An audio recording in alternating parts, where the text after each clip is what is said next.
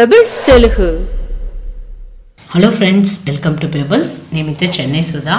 మనం నేటి చేయబోయేది రెండు రకాల గుడ్డు దోశ చేయబోతాము. ఒకటి చూసినంట గుడ్డుని పోసి బాగా కొట్టి దోశలు పోయబోతాము. ఇంకోటి పిండిలోనే గుడ్డుని కలిపి కొద్దిగా మసాలాస్ వేసి పోయబోతాము. రెండే ఎట్ట చేసి చూద్దాం. ముందు బౌల్లో ఒక గుడ్డు కొట్టి పోసుకోండి. దాంట్లోనే కొద్దిగా ఉప్పు, మిరియాల దుమ్ము, మీకు వచ్చి కారానికి తగినట్టు ఎంత దుమ్ము కావాలో అంత దుమ్ము వేసుకొచ్చిన బాగా బీట్ చేసుకోండి. దోసరాయిలో ఒక చిన్న ఉల్లిపాయ వేసి బాగా రుద్దుకోండి. రుద్దేసి మనం దోశ పిండి ఎత్తి బాగా దోశలాగా పోసుకుంటాం. చుట్టి నూనె పోసేసి మీడియం ఫ్లేమ్లో పెట్టేయండి. దాని తర్వాత మనం కొట్టి పెట్టిన గుడ్డుని పోసుకుంటాం.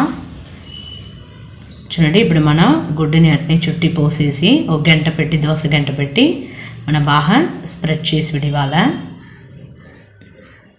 ఇప్పుడు ఉడికిపోయింది, తిప్పి వేసుకుంటాం. చూసినంట మనం ఈ విధంగా గుడ్డు దోశ పోసేటప్పుడు గుడ్డుని వచ్చి బాగా కొట్టుకునాల మనం.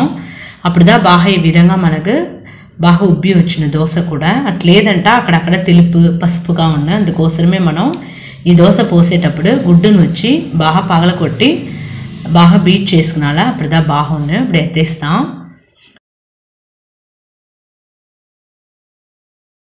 ఇప్పుడు రెండోది రకాలు చూస్తున్నంట ఓ గిన్నెలో పిండి ఎత్తుకుంటాం కొద్దిగా. దీంట్లోనే వచ్చి మనం ఓ గుడ్డును పగల కొట్టి పోసుకుంటాం. దీనికి సరిపడిన ఉప్పు కొద్దిగా వేసుకుంటాం. మిరియాల దుమ్ము కూడా కొద్దిగా వేసుకోండి. ఉల్లిపాయ, పచ్చిమిరపకాయ మీ కారానికి తగినట్టే వేసుకోండి. ఇది కూడా బాగా బీట్ చేసుకోండి. కొట్టేసి ఇది కూడా అట్నే మనం దోసరాయిలో పోసుకుంటాం. బాగా స్ప్రెడ్ చేసి చూడండి. చుట్టి నూనె పోసుకుంటాం. ఇది ఒక 30 సెకండ్ అట్నే ఉండి మూత పెట్టేస్తాం. అయిపోయింది, అంతేనండి. ఇది వచ్చి మనం పిండిలో గుడ్డుని వేసి కలిపి పోసిన దోశ.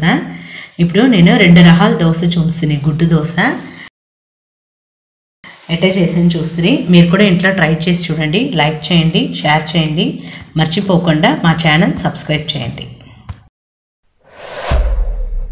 పెబుల్స్ తెలుగు.